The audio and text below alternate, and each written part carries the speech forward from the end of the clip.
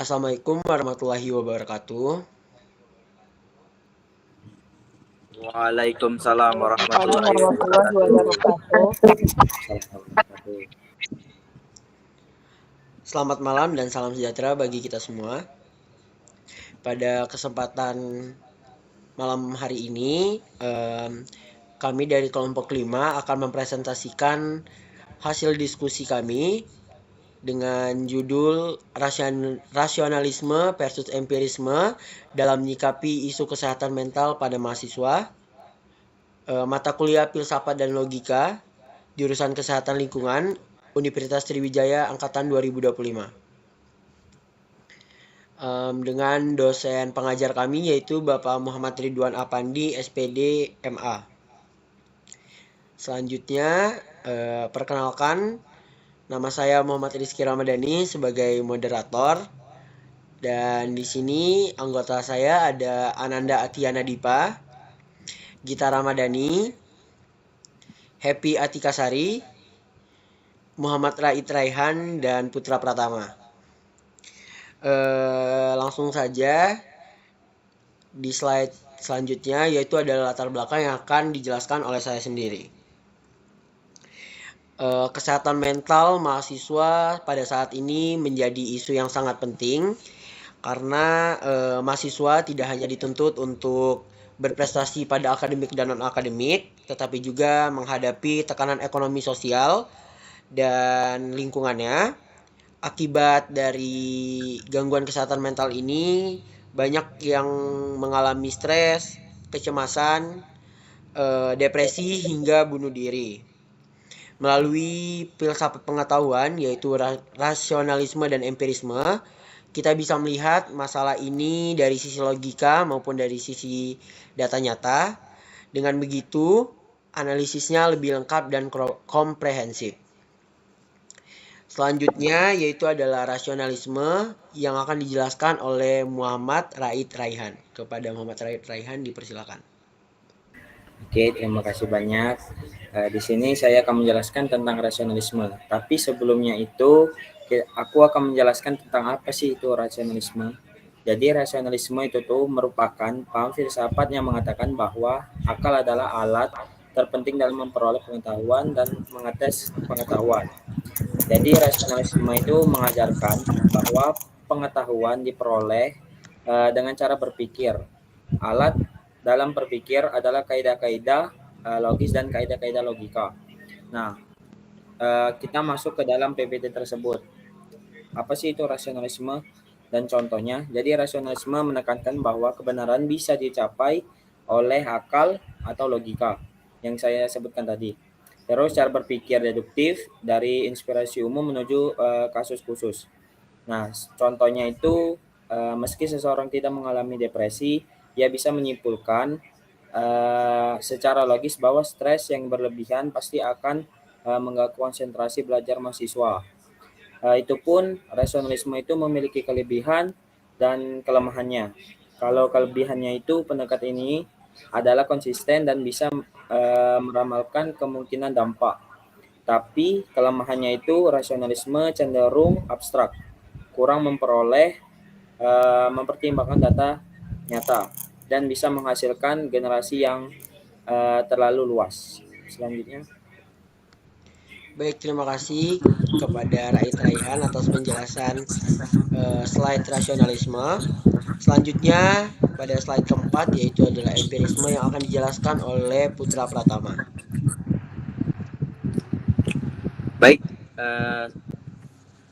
selanjutnya saya akan menjelaskan tentang empirisme. Empirisme itu berbeda. Ia menekankan bahwa kebenaran harus berdasarkan pengalaman nyata ataupun bukti empiris. Cara berpikirnya itu induktif, dari data khusus ditarik kesimpulan umum. Contohnya, survei menunjukkan bahwa lebih dari 60% mahasiswa mengalami stres akademik dan 30-40%-nya mengalami depresi ringan hingga sedang.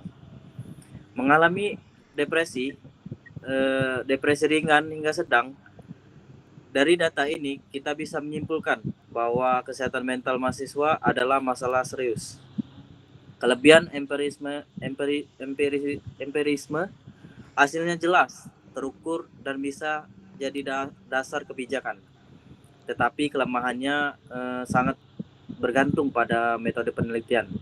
Jika responden sedikit atau alat ukur kurang tepat, hasilnya bisa bias. Baik, terima kasih kepada Putra untuk penjelasan slide keempat yaitu empirisme. Selanjutnya pada slide kelima yaitu adalah analisis kasus yang akan dijelaskan oleh Gita Ramadhani. Kepada Gita dipersilakan. Baik, untuk analisis kasus, teman-teman, salah satu kasus yang sering kali kita temui di kalangan mahasiswa adalah beban akademik yang berat, ditambah lagi masalah keuangan dan tekanan sosial dari lingkungan.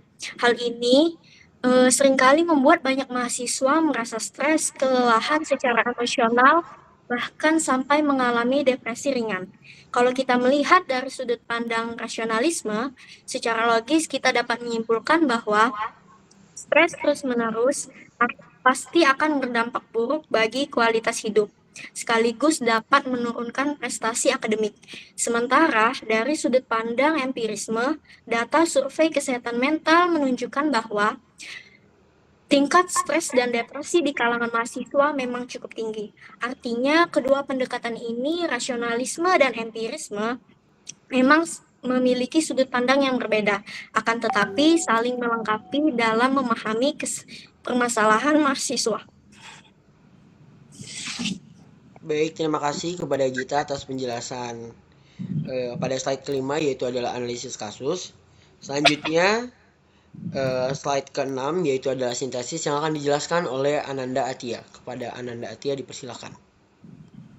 Baik, jadi di sini saya akan menjelaskan tentang sintesis yaitu penggabungan. Jadi ada dua pendekatan filsafat yang berbeda tapi saling melengkapi seperti yang dikatakan oleh kita tadi. Jadi yang pertama itu ada rasionalisme. Seperti yang dikatakan Raid, rasionalisme itu memberikan kita dasar logis, artinya kita berpikir secara akal dan logika. Misalnya kita bisa menyimpulkan bahwa mahasiswa itu emang butuh keseimbangan mental agar bisa belajar dan berprestasi dengan maksimal.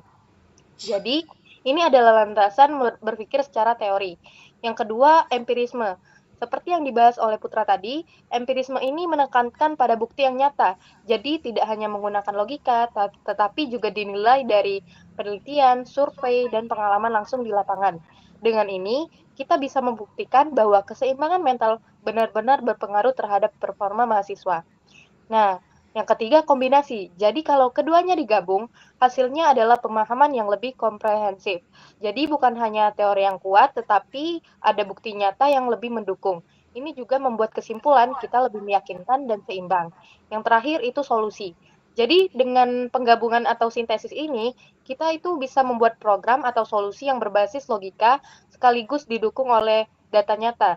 Jadi program yang kita jalankan bukan hanya sekedar ide, tetapi juga sudah teruji dan sesuai dengan kebutuhan mahasiswa.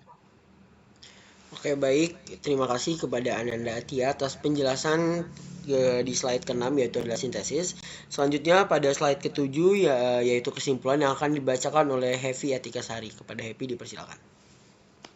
Oke, baik. Di sini saya akan menyampaikan kesimpulan dari teman-teman saya, yaitu jadi kesimpulannya adalah rasionalisme dan empirisme memberikan dua pendekatan yang berbeda, namun saling melengkapi, sedangkan rasionalisme dengan logika dedukatif memberikan arah berpikir yang sistematis, sedangkan empirisme dengan data empiris memberikan landasan secara nyata. Jika digabungkan, keduanya bisa menghasilkan solusi yang lebih objektif dan bermanfaat untuk meningkatkan kesehatan mental mahasiswa. Oke, baik. Terima kasih kepada Happy atas penjelasannya. Selanjutnya pada slide ke-8 adalah dokumentasi dari kelompok kami pada saat diskusi untuk mempresentasikan hasil yang sudah kami diskusikan. Karena presentasi kami ini berbasis online bukan onsite, jadi tidak ada sesi tanya jawab dan langsung pada sesi penutupan. Saya Muhammad Rizky Ramadhani sebagai moderator mengucapkan terima kasih kepada teman-teman saya yang telah mempresentasikan hasil diskusinya dengan baik. Kami dari kelompok 5 mengucapkan terima kasih dan wassalamualaikum warahmatullahi wabarakatuh. Waalaikumsalam warahmatullahi wabarakatuh. Waalaikumsalam warahmatullahi